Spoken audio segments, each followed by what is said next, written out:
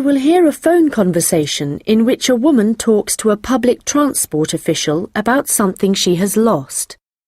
First, you have some time to look at questions 1 to 4.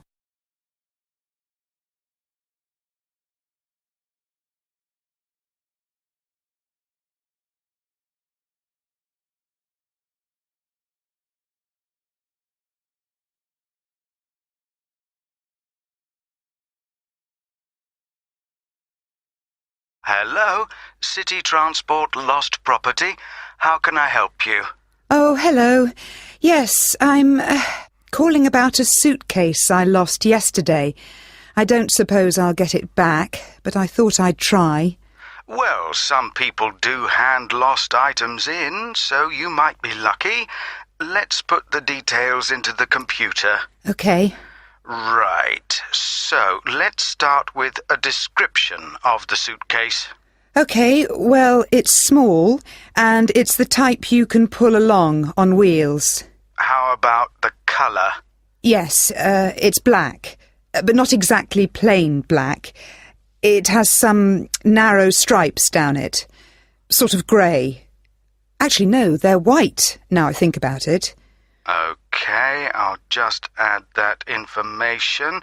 Now, were there any items inside it? Yes, I had a big bunch of keys in there. Luckily, my assistant manager has an identical set, so she's going out this morning to get some copies made.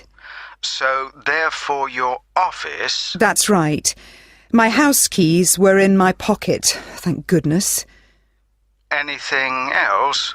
There were a lot of documents, but they're saved on my laptop anyway, so they don't matter so much. But the thing I'm really worried about, I haven't even taken it out of the box yet, is a camera I just bought. That's really why I'm calling. I can't believe I've lost it already. I see. Well, let's hope we can find it for you. Was there anything else? I don't think so.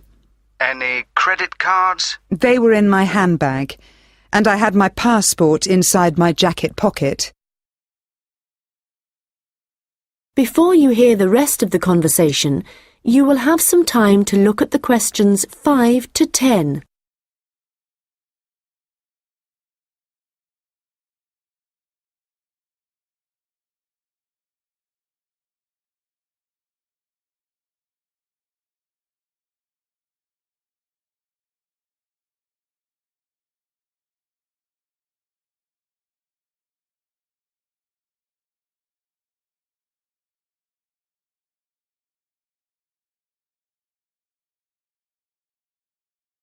Now listen and answer questions 5 to 10. Money, clothing, any personal items? Let me think. I had an umbrella. It was black. No, blue. But obviously that isn't as important as the other things. No, but it all helps us identify your property and get it back to you. Anyway, I just need to ask you for some basic details about your journey. So it was yesterday, was it? That's right. In the afternoon. Around 2 p.m, maybe 2:30. OK, so that'd be May the 13th. Yes. I was heading to Highbury. That's where I live. All right, and you mentioned a passport, I think. So you were coming from the airport, I presume? Yes, and I was looking forward to getting home so much, and what with being tired and everything, I think that's why I just forgot about the case. And how were you travelling when you lost your property? What kind of transport were you using? I thought about getting the train, but that would have meant a bus journey as well, and I couldn't be bothered. So I decided to take a taxi eventually.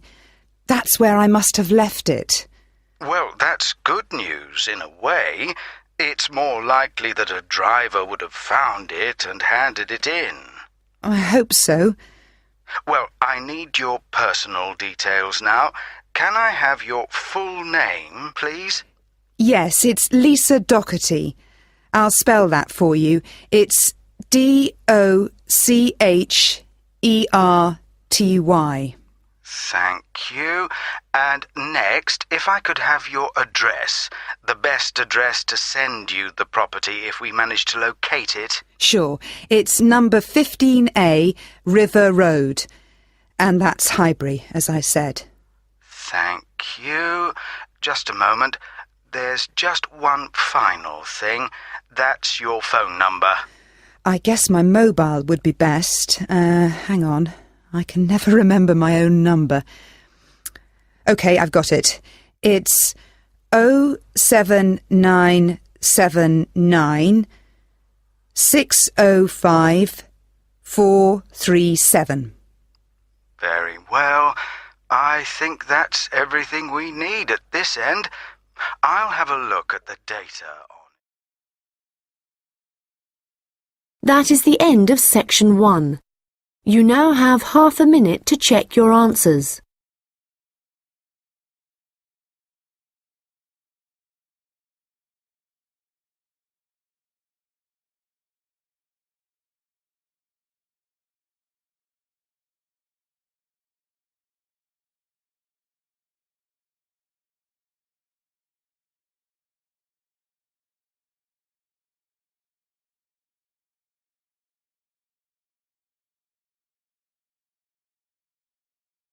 Now turn to section 2. You will hear a tourist information officer explaining local walks to visitors. First, you have some time to look at questions 11 to 15.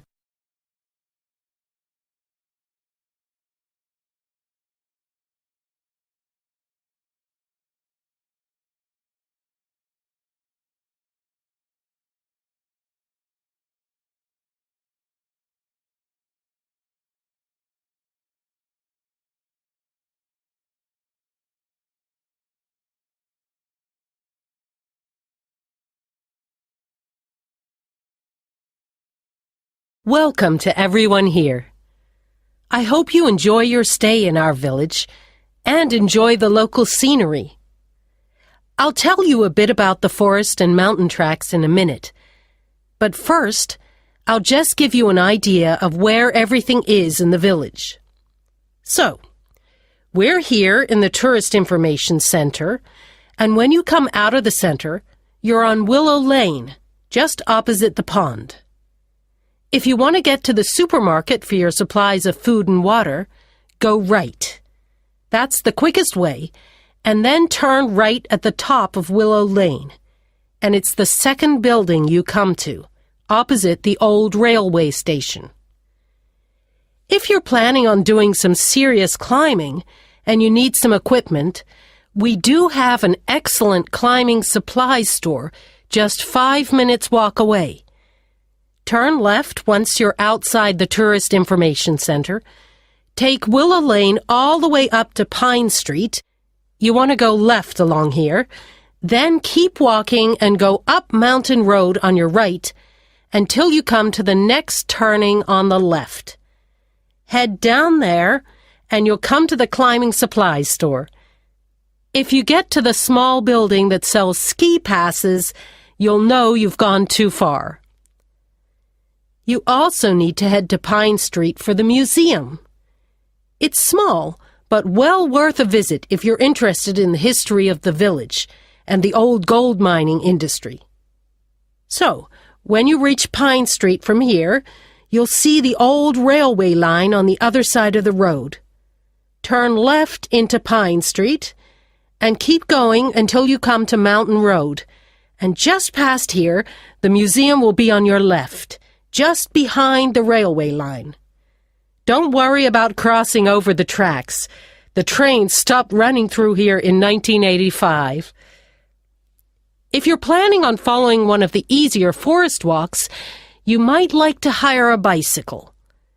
To get to the hire shop, again, you need to head to Pine Street. On the left-hand side of Pine Street, you'll see the town hall. Go down the little road that you come to just before it, and you'll find the bike hire shop just behind the hall. They have a good range of bikes, so I'm sure you'll find something that suits your needs. Last but not least, if you're hungry after a long day's trek, I can recommend our local cafe. Again, when you leave the Tourist Information Center, turn right and follow Willow Lane until it joins Pine Street. And right opposite, on the far side of the railway tracks, is the cafe. Before you hear the rest of the conversation, you will have some time to look at the questions 16 to 20.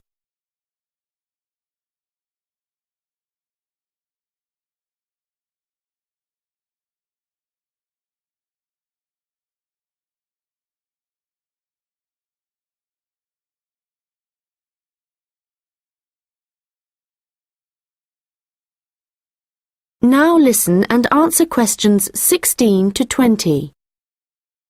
Okay, let me tell you a little bit about the different tracks we have here. All of them start at the end of Mountain Road, and you'll find a parking lot there where you can leave your vehicles. Let's start with North Point Track. It's a gentle route through lowland forest, good for biking and probably the one for you if you have small children. There's a wooden hut where you can stay at the end of the track, but be aware that it's really just an overnight shelter, and you'll need to take your own sleeping bags and cooking equipment. Another option is the Silver River Track. As the name suggests, you'd be following the river for most of the way, and you get to see some of our beautiful native birds. But the track also goes through a densely forested area. Unfortunately, the signposting isn't very good in places, and you do need good map reading skills to avoid becoming disoriented, which happens to visitors a little too frequently, I'm afraid. Valley Crossing will take you through some stunning scenery, but there are several points along the way where you'll need the level of fitness required to get over some pretty big rocks. Stonebridge is one of the shorter tracks, but very steep as it takes you up to the waterfall, and you do need to be in good condition to manage it. Lastly, the Henderson Ridge track will take you all the way to the summit of the mountain. Do bear in mind, though, that at this time of year the weather is very changeable, and if the cloud suddenly descends, it's all too easy to wander off the track.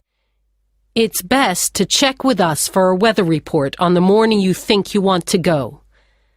On the way to the summit, there's a hotel which provides comfortable rooms and quality meals, so it's worth climbing all that. That is the end of section 2. You now have half a minute to check your answers.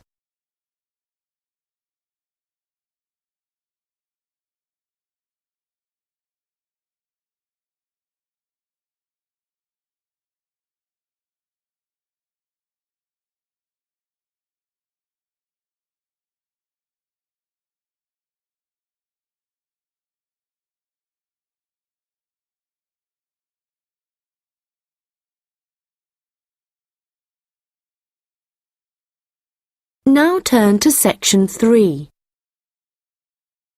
You will hear a student discussing his case study with his tutor. First, you have some time to look at questions 21 to 25.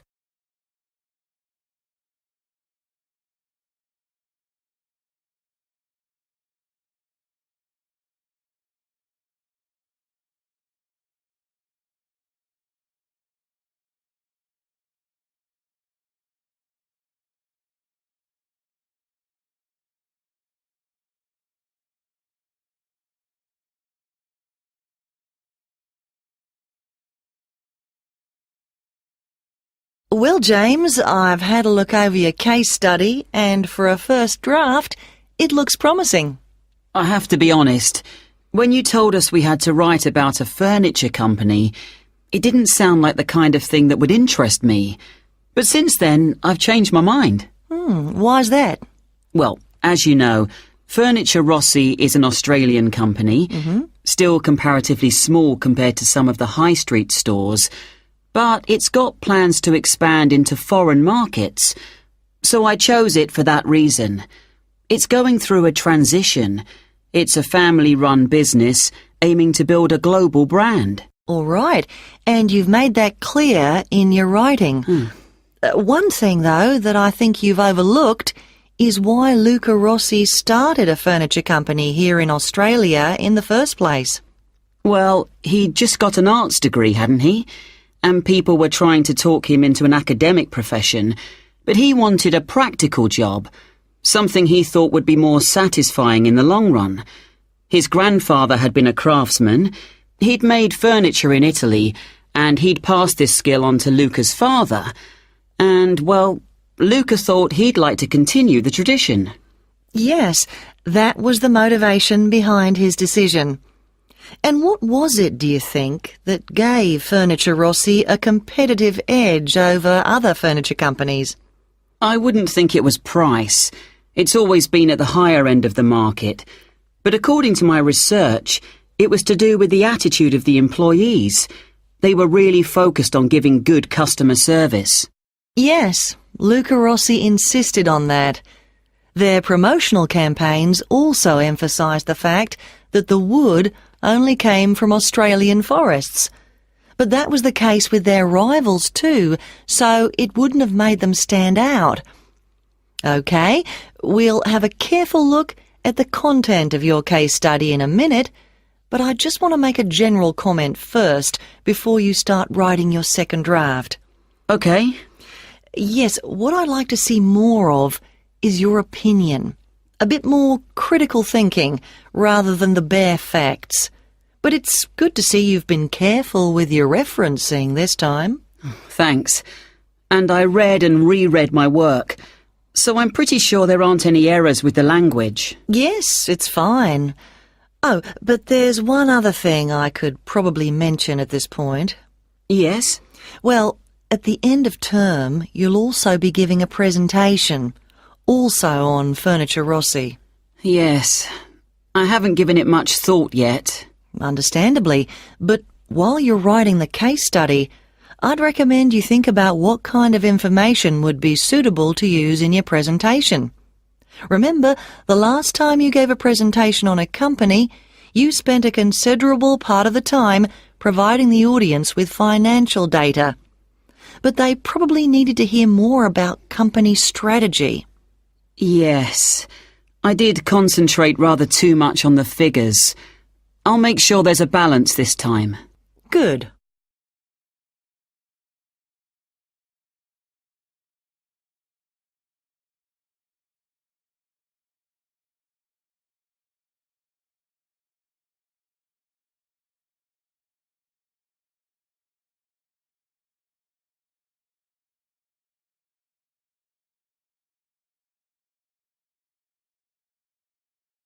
Now listen and answer questions 26 to 30. OK, so let's just think about the content of your case study, the history of Furniture Rossi. I see here in paragraph 4, you're talking about how Luca Rossi raised the capital for his new business venture. And then you're talking about the customer base growing much wider. But what was it that prompted this growth? Well, that was to do with the quality of the furniture products that the company was selling. People loved that it was all handmade and would last. And because demand from customers kept growing? Well, then Rossi needed to take on more craftsmen, so they could make sure the orders were ready on time. And then he also had to set up 2 new warehouses to make distribution quicker. Yes, and from there, the company really grew. But think what happened next. They started looking at ways to increase their profits and called in a consultant. And what he saw immediately was that the infrastructure was completely outdated. They were paying 3 full-time admin staff just for data entry. So he recommended they upgrade their software programs, and that, in turn, cut operational costs and just speeded everything up. I'm surprised they didn't get onto that earlier, but I suppose Luca Rossi was more interested in the design aspect rather than the finance side of things. Yes, I imagine that's why he eventually turned the day-to-day running of the company over to his son. And in fact, it was the son, Marco, who persuaded his father to move on from traditional television advertising and go online instead. I guess that's the best way to reach people. It can be, but initially customers actually complained. Why? Well, some users found it hard to navigate their way around the website, so they were getting frustrated and giving up. So then the company called in a professional to improve it. Oh, I see. He must have done a good job. They've had a continuous 3-year rise in revenue, so things must be going well. Indeed. And what of the future? Well, I probably need to talk about this a bit more in the concluding paragraphs, don't I? Consumers are already aware of the quality of the furniture, that's for sure. But I think the company is aiming to publicise their values. The fact that they have respect for beauty, durability and functionality and the environment. A lot of companies are already... That is the end of section 3. You now have half a minute to check your answers.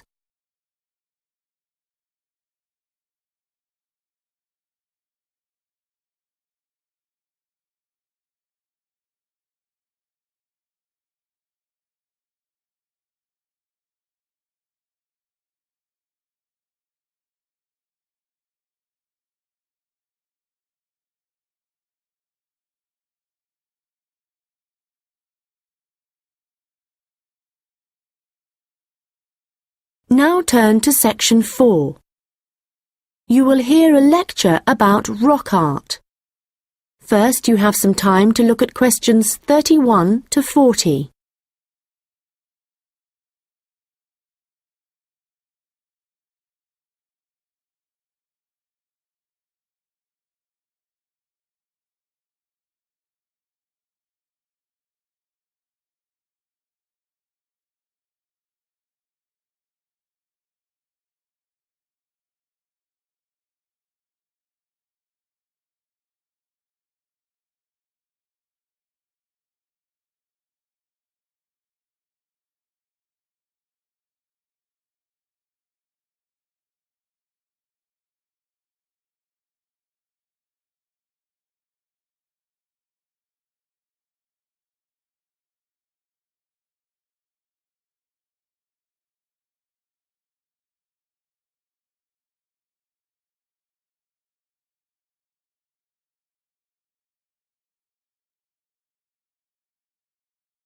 Now listen carefully and answer questions 31 to 40.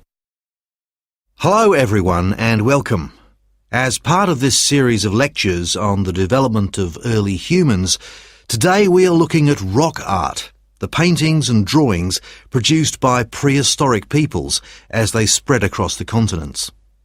If you've been lucky enough to look at a piece of rock art close up, you will know it's an experience that makes you wonder about the passage of time and our own history. But rock art also has a practical value for researchers, and let's start by considering why that is. Firstly, it provides vital information about the way that people evolved, information not always easily obtainable from excavated artefacts alone. Secondly, rock art tells us about migration, where people came from and where perhaps they went next. Rock art is found all over the world, and this in itself is not surprising. But what is rather amazing, you might think, is how similar some images are, whether you're looking at a rock face in South Africa or standing inside a cave in Spain. Let me give you an example. When our ancestors drew humans, they would often draw them as stick figures. But if they drew a face, then the eyes were almost always very prominent, very open and wide. And of course, animals are very common in rock art. But one animal which is very interesting to researchers is the lizard. because whenever you see a prehistoric painting of one, it's depicted either in profile or looking down on it from above. And these drawings are produced by people of totally different cultural backgrounds. Amazing. But how can this be the case, that similar artistic styles exist in such distant locations? In the past, archaeologists believed that trade must have brought people together, and that it gave them the opportunity to observe each other's culture, including art styles. But this didn't prove to be the case. Recently, researchers have come up with a new theory. They believe that the brains of our ancestors evolved to notice certain images before others, and this was important, actually essential, because in an environment full of constant danger, it was necessary for survival. So the need to quickly recognise things that could be helpful or harmful could have had a great influence on rock art, and explain why some images are more common across cultures than others. Later on, there would have been other reasons why communities produced art, certainly for spiritual and social purposes, and no doubt for political ones too, as different tribes looked for allies and struggled against their enemies. Well, as I said before, you can find rock art all over the world, but I'd like to focus now on the rock art of the Aboriginal people of Australia. The images that survive in this part of the world span at least 20,000 years. In fact, the Aborigines were still practicing this art form in the late 18th century when the Europeans began to arrive, and certain images point to the contact between them.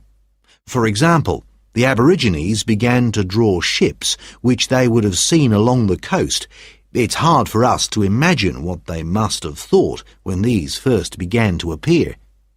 Another image that is evidence of European arrival is that of horses, an animal that would have been very alien to the Australian landscape.